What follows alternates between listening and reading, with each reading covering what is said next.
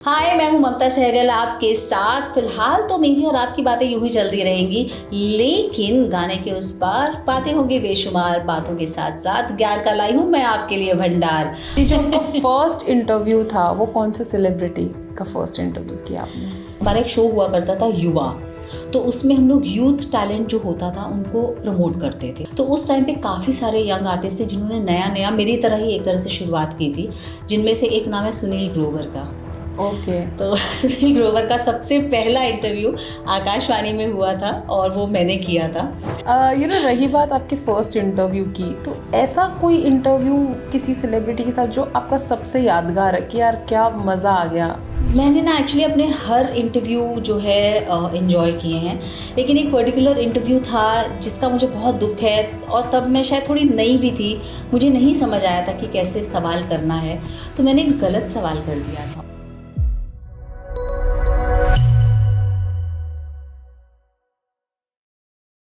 Hi guys, welcome to another episode of 4 PM news और मैं हूं आपकी होस्ट हर्षिता। हर एपिसोड में मैं लेकर आती हूं नए नए सेलिब्रिटीज़।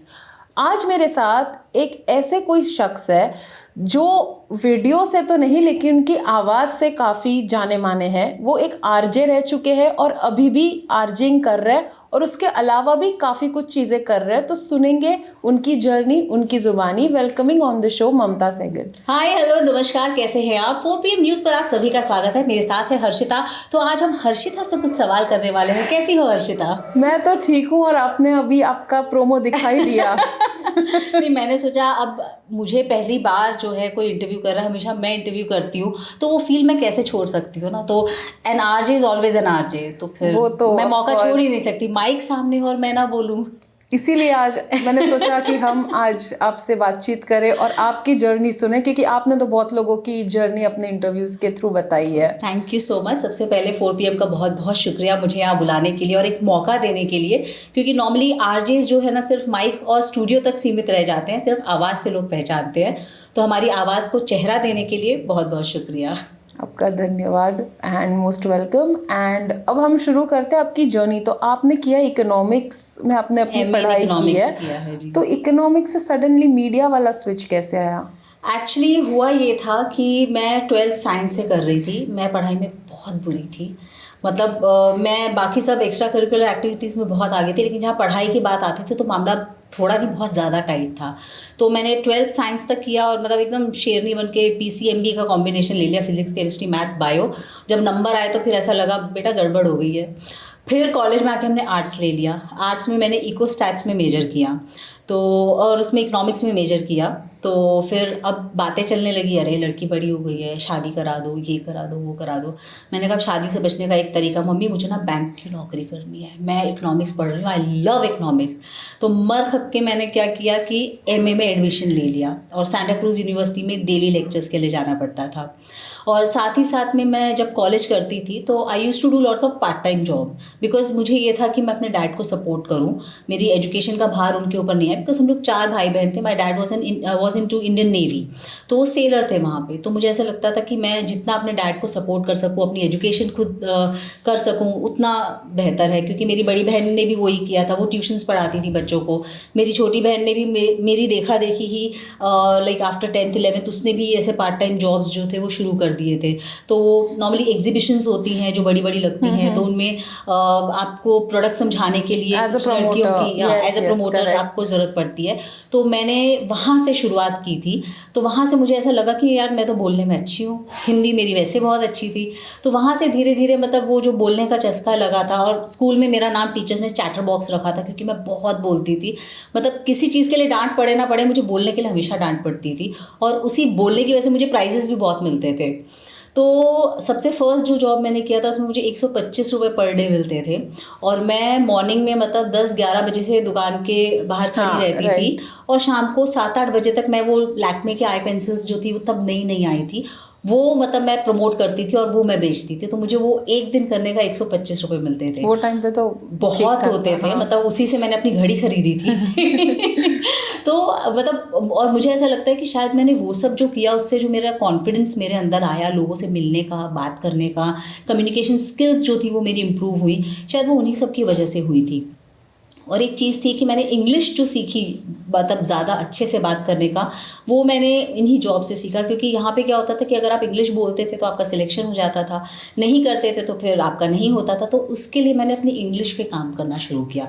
मैं ये नहीं कहूँगी कि मैं बहुत अच्छी इंग्लिश बोलती हूँ, क्योंकि Hindi is always my first love, लेकिन मैंने उस चीज़ के लिए मैंने इंग्लिश बोलना शुरू किया, and then like I did pretty well. फिर उसके बाद मैं जब एमए कर रही थी तो हमारे वहाँ पे एक पोइट्री सर्कल हुआ करता था, मंथन नाम से। मैं कविताएं और शायरियाँ भी लिखती हूँ। मैं 4th स्टैंडर्ड में थी, मैं तब से लिखती हूँ। तो वहाँ पर पोइट्री सर्कल में विजय अकेला जी आए थे एज अ गेस्ट। विजय अकेला जी जो हैं बॉलीवुड के लिरिसिस्ट हैं, कहो ना प्यार है के गाने लिखे हैं, रूप कुमार राठौर के लिए उन्होंने कई गाने लिखे हैं, कृष्ण में उन्होंने कई गाने लिखे हैं। तो उन्होंने जो थी मेरी शेर व शायरी सुनी, क्योंकि हम सब वहाँ पे अपने अपने पढ़ रहे थे। तो he loved it. He is like कि तुम्हारी आवाज़ अच्छी है, तुम लिखती अच्छा हो, तो फिर तुम कुछ करती क्यों नहीं। मैंने कहा सर मैं क्या करूँ, मुझे तो समझ में नहीं आता है। मेरी तब दूर दूर तक मेरे जहन में नहीं था कि मैं रेडियो पे जाऊँगी कभी। तो उन्होंने बोला कभी तुमने रेडियो के बारे में सोचा है। मैंने कहा सर सोचना क्या, सुनाई देता है, रोज़ घर में ऑन करके बैठ जाते हैं। तो बोलते नहीं सोचो। मैंने कहा सर क्या सोचूं ये तो बताओ आप, मतलब सोचने में मैं क्या सोचूं कि रेडियो क्या है। तो फिर उन्होंने बोला कि कभी सोचा है रेडियो पे बोल सकती हो। मैंने कहा सर बोल तो मैं कहीं भी सकती हूँ, पर एक मेरे को रास्ता चाहिए, मैं जाऊँ कैसे। फिर उन्होंने मुझे बोला कि ऑल इंडिया रेडियो में ऐसे ऑडिशंस होते हैं, सो एंड सो सर हैं, आप जाइए उनसे मिलिए और बात कीजिए, उनसे कहिए मैंने आपको भेजा है। मैंने कहा ठीक है। तो फिर मैं वहाँ गई, मैंने बात की आकाशवाणी में जाके, और मैंने उनसे बोला कि सर ऐसे ऐसे हैं, मुझे विजय अकेला जी ने भेजा है और मैं क्या कर सकती हूँ यहाँ पे। तो उन्होंने बोला कि देखिए अभी ऑडिशंस होने वाले हैं, तो आप जो है ऐसे ऐसे करके फ़ीस भर दीजिए इतनी, और फिर ऑडिशन के लिए कॉल आएगा तो अब आप एग्ज़ाम देने आ जाइएगा। अब मैं ये सोच रही थी, मैंने कहा यार मैं अभी इतने पैसे भर दूँ, नहीं सिलेक्शन होगा तो मेरे लिए उस वक्त वो पैसे बहुत मायने रखते थे। मैंने कहा इतने में तो मेरे इतने दिन का किराया निकल जाता है, मैं करूँ कि नहीं करूँ। फिर मैंने कहा चल छोड़ जाने दे, ये मेरी एक दिन की प्रमोटर की सैलरी है, कर दे, ख़त्म कर। तो मैंने वो भर दिया और मैंने कर दिया। फिर ऑडिशन के लिए कॉल आया, ऑडिशन हुआ हमारा, और उसके बाद 1 महीने तक कुछ नहीं। मैंने कहा चलो गए पैसे। मैंने कहा कोई बात नहीं, किस्मत में होगा तो आ जाएगा। लेकिन फिर भी वो अंदर एक चुल रहती है ना फ़ोन करने की, अरे यार पूछो फ़ोन करके कुछ हुआ क्या। तो मैंने फिर 1-1.5 महीना वेट करने के बाद मैंने सामने से फ़ोन कर दिया। मैंने कहा मैम मैं ममता किप्पल बात कर रही हूँ, तो रिज़ल्ट्स आ गए क्या ऑडिशन के। तो मैम बोलती कि नहीं अभी तक तो रिज़ल्ट्स नहीं आए हैं। तो मैंने कहा मैम कब तक आएंगे। तो फिर मैम बोलती अच्छा सुनो, हमने अभी तक रिज़ल्ट ना अनाउंस नहीं किए, लेकिन तुम्हारा सिलेक्शन हो गया है। और वो सुन के मतलब मेरे एकदम से रोंगटे खड़े हो गए। मैं पीसीओ से बात कर रही थी और इतनी देर में फ़ोन कट हो गया। वो सिक्का डाल के बात करते थे, और मेरे को समझ नहीं आया कि मैंने जो सुना वो सही सुना कि मैंने गलत सुना, मुझे नहीं समझ आया। और फिर मेरे को ऐसा लगा, फिर दोबारा जब फ़ोन ट्राई करूँ तो फ़ोन नहीं लग रहा है, क्योंकि वो आकाशवाणी के फ़ोन बिजी रहते थे। तो और लेकिन उसके 2-3 दिन बाद जो था हम लोग को घर पे कॉल आ गया। उस वक्त हम लोग घर से इसलिए फ़ोन नहीं करते थे कि अरे यार 1 रुपये में बात हो जाएगी, तो घर से बात करते पता नहीं चलता बिल लंबा आ जाएगा, तो घर से ज़्यादा बात नहीं करनी, वो लॉक लगा के रखते थे फ़ोन पे। और फिर मुझे ये था, मैंने कहा घर से बात करूँगी, अगर गलती से ऊपर नीचे हुआ रिज़ल्ट तो मम्मी डैडी को भी बुरा लगेगा, क्योंकि उनको पता था कि अभी एक उम्मीद जग गई थी कि मेरा हो जाएगा, क्योंकि ऑडिशन मेरा बहुत अच्छा हुआ था। तो फिर उसके बाद में घर पे कॉल आ गया। फिर हमें बोला कि आपको ट्रेनिंग के लिए आना पड़ेगा, कंसोल समझना है, ये सब करना है। हम गए, ट्रेनिंग हुई हम लोग को, बाकायदा 1 महीना हम लोग की ट्रेनिंग करवाई कि कैसे करते हैं। उस दौरान हम लोग काफ़ी लोगों से मिले। सिद्धार्थ कनन हमारे सीनियर थे, विजय अकेला जी भी वहाँ करते थे, वो हमारे सीनियर थे, अनिरुद्ध चावला हमारे सीनियर थे। तो ये सब लोग जो आजकल आप बड़े बड़े नाम जितने भी सुनते हैं, अनुराग पांडे, इनके साथ में मैंने कई शोज़ किए हुए हैं। होज़े के साथ में मैंने बहुत सारे शोज़ किए हैं, लेकिन होज़े के साथ में मैंने प्राइवेट चैनल पे शोज़ किए थे। तो बहुत ऐसे बड़े बड़े नाम हैं। इनफैक्ट करण सिंह मेरे नेबर थे। तो करण सिंह राठौर, अच्छा, तो वो मेरे नेबर थे। तो इन सब से मिलना जुलना हुआ, सब कुछ हुआ। और ट्रेनिंग के दौरान हम लोग काफ़ी लोगों से मिले, बहुत सारे आरजे से मिले, कई सेलिब्रिटी इंटरव्यूज़ हमारे सामने किए गए।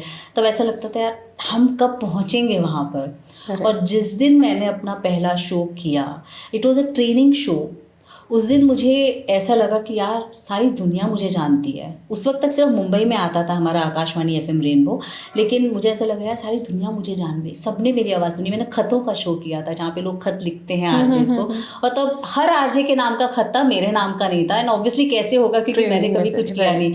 तो ऐसा लगता था यार एक खत मेरे नाम का होता कितना मज़ा आता ना। अरे आगे चल के मुझे मौका मिलेगा क्या, या कोई और मेरे नाम का ख़त पढ़ेगा क्या।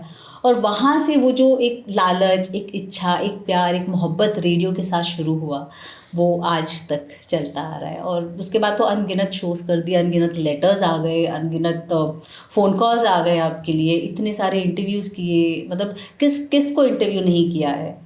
मैं उधर ही आ रही थी कि जो आपका फर्स्ट इंटरव्यू था वो कौन से सेलिब्रिटी का फर्स्ट इंटरव्यू किया आपने? एक्चुअली जब हम लोग आकाशवाणी में शो करते थे ना, तब साथ के साथ में तब मैंने वो प्रोमोटर्स वाले जॉब छोड़ दिए थे, फिर मैंने स्टेज शोज़ करने शुरू किए थे।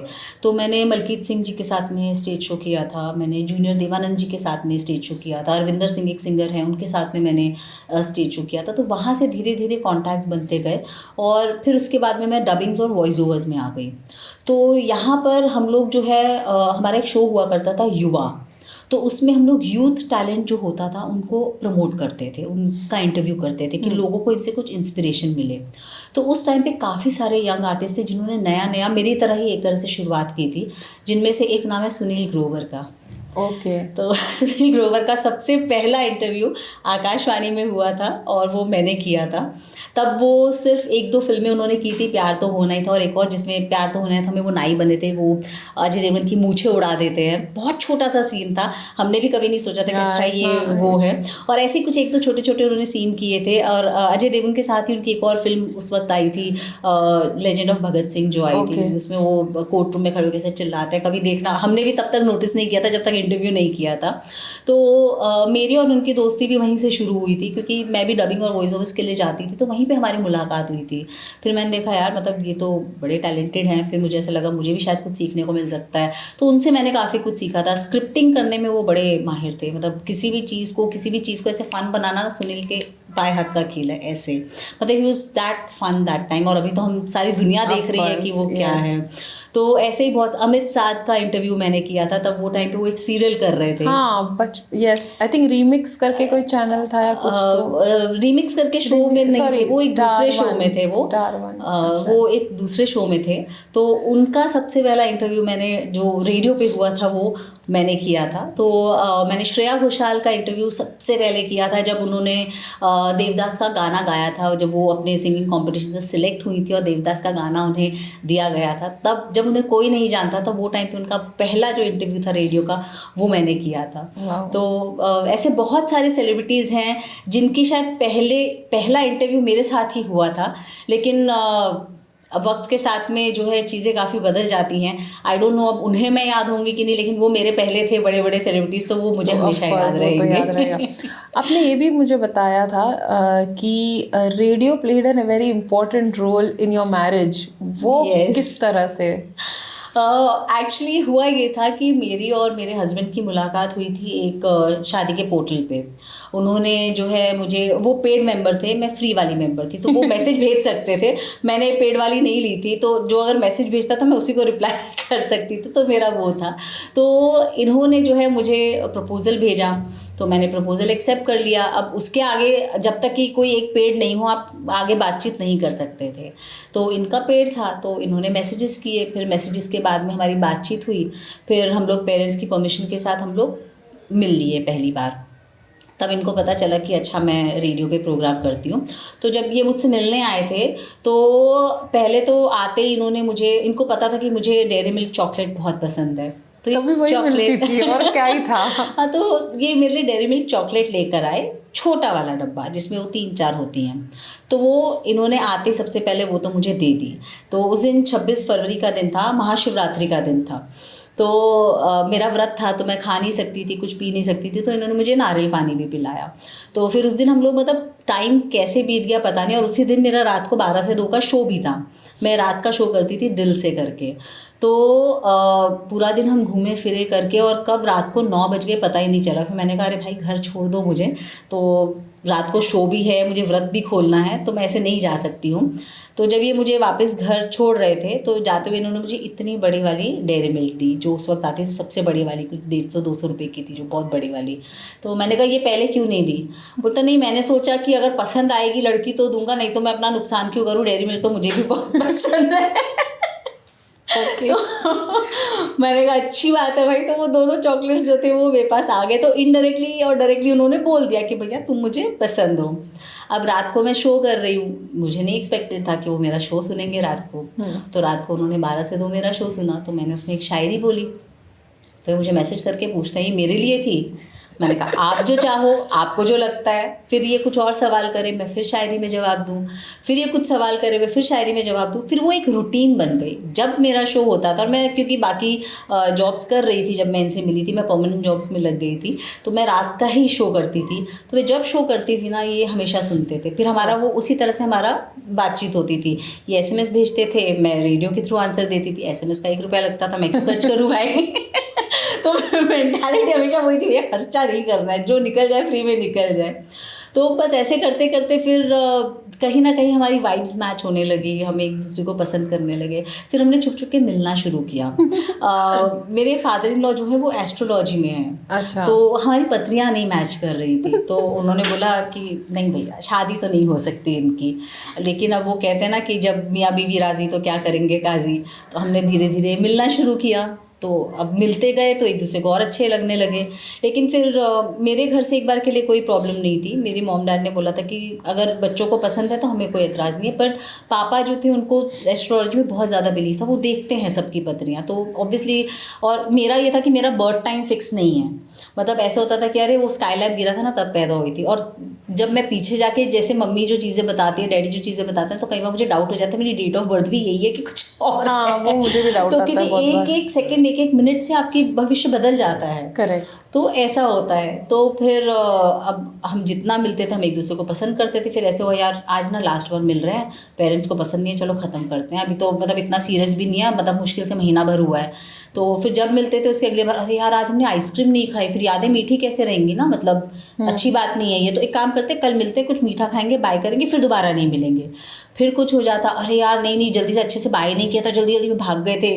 मतलब कोई ना कोई इत्तू सा बहाना भी हम ढूंढ के वापस मिल जाते थे। फिर बीच में वो दूसरे लड़कियां देख रहे थे, मैं दूसरे लड़के देख रही थी, लेकिन हम लोग सबको रिजेक्ट करते जा रहे थे। और वो रेडियो का सिलसिला फिर भी चालू था। अच्छा। रात को SMS का सिलसिला चालू था। अगर मैं ज़रा सी वो शायरी कह दूँ कि ये दिल इतना बेकरार हो जाएगा, ये दिल इतना बेकरार हो जाएगा, हमने सोचा न था किसी से हमें इतना प्यार हो जाएगा, ये तो हमने सोचा न था। बेकरारी का ये आलम तन्हाइयों में हमें तड़पाने लगा है, लेकिन इस बेकरारी में भी इतना मज़ा आएगा, ये तो हमने सोचा न था। अब ऐसी कोई शायरी मैं बोल दूँ, और ये सब मेरी सेल्फ कंपोज होती थी। तुरंत मैसेज, किसके लिए है, मेरे लिए है क्या। तो ऐसे करके रेडियो हमें बहुत क्लोज लेकर आया, क्योंकि हमारी फीलिंग्स जो थी वो एक दूसरे के साथ में एक्सचेंज हुई। एंड फाइनली 2 साल की वेट के बाद में पापा भी मान गए, मॉम डैड तो माने ही हुए थे। एंड मतलब 10 दिन के अंदर हमारी शादी हो गई। 6 अप्रैल को बोला 20 अप्रैल की शादी है, हो जाओ तैयार। तो बस चट मंगनी पड़ गया। हाँ, तो मतलब मंगनी तो हुई नहीं, सीधा शादी हुई हमारी। तो मतलब ऐसा था कि या तो अभी 20 अप्रैल को कर लो या फिर 1-1.5 साल वेट करना पड़ेगा। हमने कहा नहीं भैया बहुत वेट हो गया, कर लो फटाफट। कौशिक बोलते मैं और रोज रात को जाके रेडियो नहीं सुन सकता हूँ, तो घर पे आजा, घर पे सुन लूँगा। Right. So finally that's how we got married finally. आप बोल रहे थे तो मैं मुन्ना भाई और सलाम नमस्ते वाला थोड़ा वो फेज में चली गई बस थी। उन्होंने मुझसे इंस्पिरेशन लिया। आपने कल आज और कल देखी है मूवी जो सैफ अली खान की थी? उसमें दीपिका पादुकोण और सैफ अली खान थे। तो उन लोग का लव आजकल, सॉरी, हाँ, तो उसमें भी हर बार उन लोग का वही होता था ना कि नहीं मिलेंगे फिर मिल जाते थे। तो जब मैं और कौशिक साथ में वो मूवी देखते थे, हमें लगता था यार इन लोगों ने ना हमारी मूवी की स्टोरी चुरा ली है, इन लोगों ने पक्का हमारी कहीं तो बातें सुनी होंगी, हमें कहीं तो ट्रैक किया होगा, क्योंकि उस फिल्म में बहुत सारे हिस्से थे जो हमारी एक्चुअल लव स्टोरी से होता है। काफी मूवीज में से रिलेटेबिलिटी फैक्टर आता है, वो फिर फिल्म ऑटोमेटिकली हमारे लिए स्पेशल हो जाती है। लोग बोलते हैं इतना क्या था, बट वो रिलेटेबिलिटी फैक्टर होता है। हैविंग सेड दैट, आपकी इतनी ब्यूटीफुल लव लाइफ रही है और आपकी जो बेटी है वो भी काफ़ी टैलेंटेड है, वो एक्ट्रेस है। आपका कितना हाथ है उसको ग्रूम करने में और ऑडिशन वगैरह में? सी ऑडिशंस के लिए तो मैं और मेरे हस्बैंड हम दोनों ही साथ में जाते थे। तो उसकी इच्छा थी कि उसको ये करना है, उसने कहा था कि मम्मा मुझे ये करना है, बिकॉज उसने अपने किसी दोस्त को टीवी के ऊपर देखा था। तो मैंने कहा ठीक है, अगर तेरे को करना है तो हम कोशिश करेंगे, जैसे कुछ कांटेक्ट मिलेगा। तो फिर हमें मतलब फिर कहीं से लकीली कांटेक्ट मिला, किसी ने बोला दी तुम्हारी बेटी तो बड़ी क्यूट है, तो पोस्टर बेबी है, इसको तो एड्स करने चाहिए। मैंने कहा आप कॉन्टैक्ट दे दीजिए, मैं एड्स करा दूँगी। तो ऐसे करके बातचीत शुरू हुई, फिर ऑडिशन शुरू हुए। इनिशियली थोड़ी निराशा हाथ लगी क्योंकि हर बार जाती थी, टॉप 3 में आती थी, फिर फाइनल नहीं होती थी। फिर इसको ऐसा लगता था कि मम्मा मेरा तो हो ही नहीं रहा है, मम्मा छोड़ो रहने दो। तो कई कई बार वो थोड़ा वो हो जाती थी। फिर मैं उसको बोलती थी बेटा you should always hope for the best and prepare for the worst. इसमें नहीं हुआ तो क्या हुआ, हो सकता है आपके लिए इससे भी कुछ बड़ा हो। क्योंकि अगर आप ये सोचोगे कि हाँ मेरा नहीं हो रहा और मैं नहीं करूँ, तो उसमें मज़ा नहीं आएगा। You take it as a challenge, नहीं हुआ मैं और अच्छा करूँगी, क्योंकि शायद वो दूसरा बच्चा आपसे ज़्यादा अच्छा था इसीलिए उसका हुआ है। एंड स्लोली एंड सडनली जब उसका एक बार शुरू हो गया, फिर touchwood there was no looking back and she did the best of films, the best of ads. She has work with the best of stars, right from Shahrukh, Salman to Hrithik to Tiger, everyone. मतलब and मेरे childhood crush Akshay Kumar के साथ में किया, उस दिन तो मैं बहुत खुश थी। तो नो बेबी में अक्षय कुमार के साथ में किया।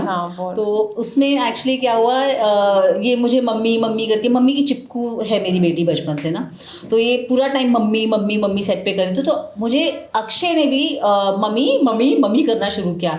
मैं कहा सर आप ऐसे मत बोली सर, आप मेरे क्रश थे। And my husband was like क्या कुछ भी बोलती है तू कहीं पर। I get it. तो अब वो टाइम पे अक्षय सर का क्या रिएक्शन था मुझे याद नहीं, पर मुझे इतना पता है कि फिर मैं भाग गई वहाँ से। मैंने कहा श्री क्या सोचेंगे कि मैं मतलब क्या हूँ, मैं क्या बोल रही हूँ।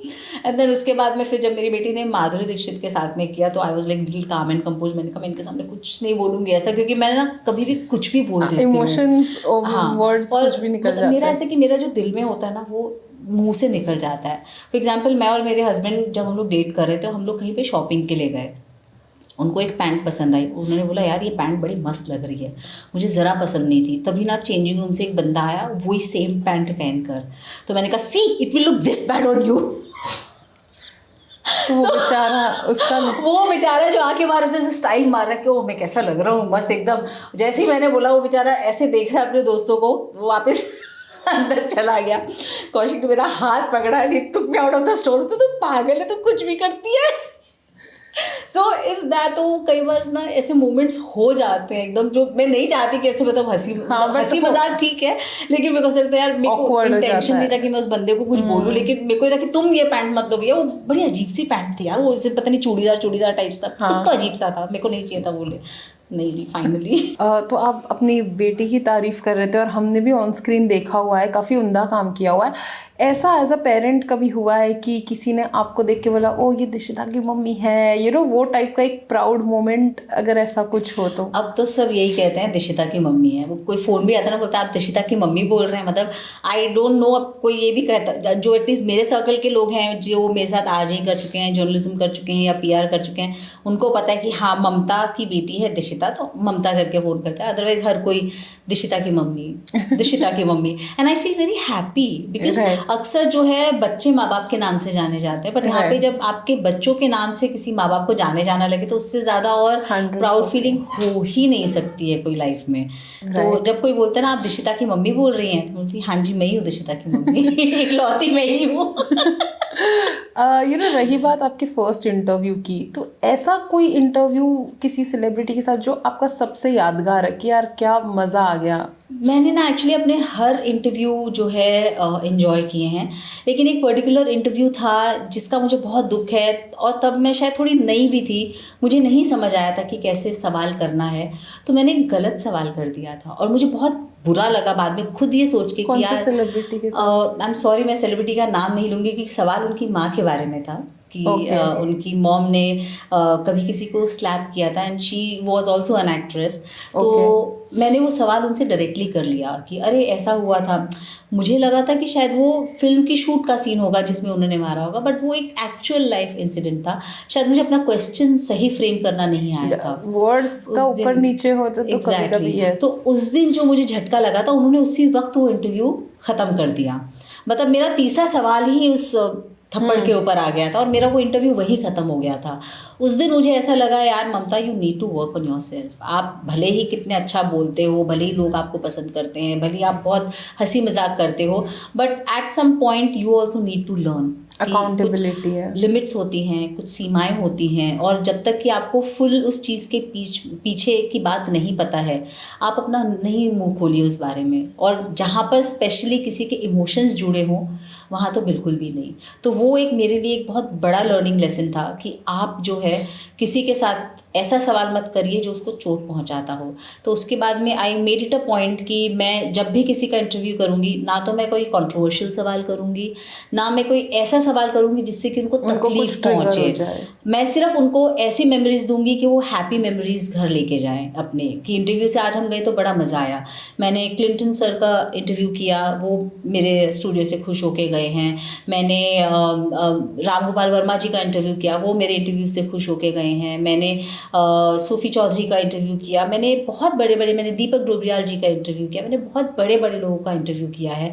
और मेरी हमेशा कोशिश ये रहती है कि जो मेरी तरफ से जाए उसके चेहरे पे हमेशा एक स्माइल हो। मैं किसी की तकलीफ का कारण नहीं बनना चाहती। तो कोशिश वही रहती है कि हंसते हुए आए और जिंदा दिल होकर जाए मेरे शो से। तो चलो, अगर हंसते और जिंदा दिल की बात की है तो करते हैं आपके साथ भी एक रैपिड फायर राउंड। चलिए, हम भी तैयार हैं। रेडियो या टीवी, सबसे ज्यादा आप क्या पसंद करते हैं? Radio, any time. मैं अगर मर भी रही हूँ, आखिरी सांस भी हो ना, कोई बोले क्या करना है तो यार एक लिंक करने दो प्लीज़। बचपन का फेवरेट रेडियो शो? मैंने बचपन में कोई रेडियो शोज़ ऐसा नहीं सुने थे, लेकिन मैं हवा महल एक शो आया करता था, वो बहुत सुनती थी। उसकी कहानियाँ बहुत अच्छी लगती थी। तो रेगुलर सुनने के लिए नहीं मिलता था, लेकिन जब मौका लगता था और टाइम पता होता था कि 8 बजे आता, तो मैं हवा महल लगा कर बैठ जाती थी। अगर आप आरजे नहीं होती तो क्या होती? तो मैं किसी ऐसे प्रोफेशन में होती जहाँ पे सिर्फ मुझे बकबक बकबक बकबक बकबक करना होता, क्योंकि मुझे बोलना बहुत पसंद है। और वो काम जो आपको पसंद हो, अगर उसके कोई आपको पैसे दे तो मतलब क्या ही बात है। आपका all time favourite Bollywood celebrity interview? Actually ऐसे बोलना बहुत मुश्किल है, क्योंकि मेरे हर इंटरव्यूज़ मेरे दिल के बहुत करीब रहे हैं, क्योंकि मैंने हर किसी से कुछ ना कुछ सीखा है।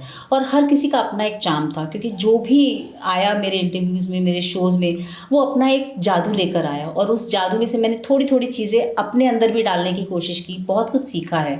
तो कोई एक फ़ेवरेट लम्हा तो मैं नहीं कहूँगी, लेकिन हाँ, मुझे अभी तक अक्षय कुमार को इंटरव्यू करने का मौका नहीं लगा है। सो अगर अक्षय सर आपका प्रोग्राम देख रहे हैं तो सर, एक मौका, बस एक मौका, आधा घंटा, उससे ज़्यादा नहीं मांगूंगी। कॉफ़ी या चाय, क्या पसंद है? चाय, एनी टाइम। रात के 2 बजे, सुबह के 5 बजे, दिन के 3 बजे, चाय चाय चाय। एक गाना जो आपके दिन का मूड इंस्टेंटली अच्छा कर देता है? मुझे पुराने गाने बहुत पसंद हैं, जो 80s और 90s के हैं। तो उनमें से कोई भी गाना अगर प्ले होता है तो मतलब मैं एकदम नाच पड़ती हूँ। बहुत सारे गाने हैं। पल पल दिल के पास मुझे बहुत पसंद है। रात कली ख्वाब में आई मुझे बहुत पसंद है। तो मुझे पुराने गाने ज़्यादा पसंद है नए के मुकाबले में। अपना फेवरेट डायलॉग जो आप माइक के सामने हमेशा बोलना पसंद करती हो? हाय, मैं हूँ ममता सहगल आपके साथ। फिलहाल तो मेरी और आपकी बातें यूं ही चलती रहेंगी, लेकिन गाने के उस पार बातें होंगी बेशुमार। बातों के साथ साथ ज्ञान का लाई हूँ मैं आपके लिए भंडार। अब सुनने की बात, समझने की बात और जानने की ये बात है कि आप क्या चाहते हैं। तो आप जो चाहते हैं वो चाहते हैं, लेकिन जो मैं चाहती हूँ वो तो आप सुन लीजिए। वाह, तो ये था रैपिड फायर। जाते जाते एक सवाल रह गया जो मुझे पूछना था कि अभी जैसे कि आप आए हो, रेडियो, टीवी, फिर डिजिटल चीज़ें ग्रो हुई है, हमारी जनरेशन ने देखी है। और अभी इंस्टाग्राम और डिजिटल मीडिया इतना पावरफुल हो गया है, रील कल्चर इतना पावरफुल हो गया है कि आपको लगता है कि कुछ सालों में radio industry will be washed out? Radio industry कभी जाएगी ही नहीं, क्योंकि आपका ये इंस्टाग्राम आता जाता रहेगा, आपका फेसबुक आता जाता रहेगा। और इंस्टाग्राम पे जिस तरह के ट्रेंड्स हैं, आप देखते हैं ट्रेंड्स आते हैं, 2 दिन चलते हैं, तीसरे दिन निकल जाते हैं। लेकिन रेडियो का ट्रेंड ऐसा है कि रेडियो कभी भी आउट ऑफ फोकस नहीं जाता है। आप अकेले हैं तो रेडियो आपका साथी है, आप पूरी दुनिया के साथ में हैं, फैमिलीज़ के साथ में हैं तो रेडियो आपके साथ में है, आप ट्रैवल कर रहे हैं तो रेडियो आपके साथ में, आप सो रहे हैं तो रेडियो आपके साथ में है, आप जब दुखी होते हैं तो आप रेडियो पे कुछ सुनते हैं तो आपके चेहरे पे मुस्कुराहट आ जाती है। तो रेडियो एक ऐसा माध्यम है जो कभी भी नहीं जा सकता। और आजकल तो लोगों को कितने पर्क्स मिलते हैं ना रेडियो सुनने के। आप जवाब दीजिए, आपको इनाम मिलेगा, तो इनाम के लालच में भी लोग रेडियो सुनते हैं। लेकिन जो मज़ा रेडियो में है वो ना आपके इंस्टाग्राम रील्स में है, ना आपके किसी और सोशल मीडिया में है। तो वो मज़ा, वो जादू हमेशा ही रहेगा। आपसे बात करके बहुत ही अच्छा लगा और बहुत ही फेरी टेल लव स्टोरी थी। तो मैं बस मैनिफेस्ट करती हूँ कि ऐसा कुछ मेरे साथ भी हो जाए। और जाते जाते आप हमारे व्यूअर्स को कोई टिप्स देना चाहेंगे या कुछ भी कहना चाहोगे तो गो है। अब क्योंकि मैं आवाज़ की दुनिया से ताल्लुक़ रखती हूँ तो मैं ये ज़रूर कहूँगी कि आवाज़ हर किसी की खूबसूरत होती है, लेकिन आप अपनी आवाज़ को अपने फेवर में कैसे टर्न करते हैं ये आपके ऊपर डिपेंड करता है। और एक मैसेज है मेरा बहुत सारे पेरेंट्स के लिए, बल्कि उन सभी पेरेंट्स के लिए जो रील्स के चक्कर में, लाइक्स के चक्कर में, सब्सक्राइब्स के चक्कर में, फॉलोअर्स के चक्कर में अपने बच्चों से इस तरह की भी रील्स बनवाते हैं जो उन्हें उस पर्टिकुलर एज के लिए नहीं बनानी चाहिए। तो वो ना करें, क्योंकि कई ऐसे गाने होते हैं जिनका मतलब वो बच्चे नहीं समझते हैं, आप समझते हो, लेकिन फिर भी आप वो रील बनवाते हो। क्यों? क्योंकि वो ट्रेंडिंग में है। तो प्लीज़ ऐसा मत करिए। और मैं ऐसा इसलिए नहीं कह रही हूँ कि मुझे कोई फ़र्क पड़ता है आपके वो बनाने से। मेरे खुद के 2 बच्चे हैं, मैं खुद नहीं एक्सपेक्ट करूँगी कि वो किसी ऐसे गाने पे रील बनाएं जिसका मतलब जो है वो कुछ और हो और उनको समझ ना आए और वो चीज़ करें just to follow the trend. तो ये चीज़ प्लीज़ मत कीजिए, क्योंकि बच्चों की जो मासूमियत है ना वो तभी बनी रहेगी जब आप उसे बने रहने देंगे। लेकिन अगर आप एक 5 साल के बच्चे को 25 साल वाला गाना कराएंगे तो शायद वो मासूमियत बहुत जल्दी ख़त्म हो जाएगी। ये मेरी शिकायत सोशल मीडिया से हमेशा रहेगी। Thank you so much and I hope कि लोग ये समझे और थोड़ा बहुत अपना दिमाग चलाए चीज़ों को लेके। And it was wonderful having a conversation with you on the other side. Thank you so much. और मुझे भी बहुत अच्छा लगा। यहाँ पर मैं आई पहली बार किसी ने मेरा इंटरव्यू लिया है तो बहुत अच्छा लगा। तो चलते चलते आपसे मैं भी एक सवाल करना चाहूँगी। अब मतलब आदत है, छोड़ नहीं सकती मैं। हाँ जी, तो हर्षिता, आपने कैसे सोचा कि आपको ये पॉडकास्ट की दुनिया में आना है, आपको इस ग्लैमर की दुनिया में आना है? आपको कब ऐसा महसूस हुआ? तो हमेशा से मुझे इंटरेस्ट था ही, और अभी वीडियो प्लेटफॉर्म बहुत ज़्यादा कॉमन हो गया है। और पॉडकास्ट एक ऐसा है कि कोई मूवी प्रमोशन के दौरान हम नहीं करते, हम एक नॉर्मल 1-on-1 कॉन्वर्सेशन करते हैं, एक लाइफ जर्नी होती है। क्योंकि हम तो सिर्फ ऊपर की चीज़ दिखते हैं, उसकी डेप्थ नहीं पता चलती। तो मुझे भी बातें करना पसंद है, लोगों के बारे में जानना, तो फिर मैं आ गई इस यहीं पे। तो अगर आप एक पॉडकास्टर नहीं होती, एक इन्फ्लुएंसर नहीं होती, तो आप क्या होती? जर्नलिस्ट होती या मैनेजर होती किसी सेलिब्रिटी की। कुछ ना कुछ तो यही इर्द गिर्द मीडिया से ही जुड़ा हुआ 100%। यस, चलो अब मुझे शांति मिली, कम से कम मैंने अपना रोल पूरा किया। Yes, thank you so much. Thank you so much for having me here. Thank you so much. Thank you.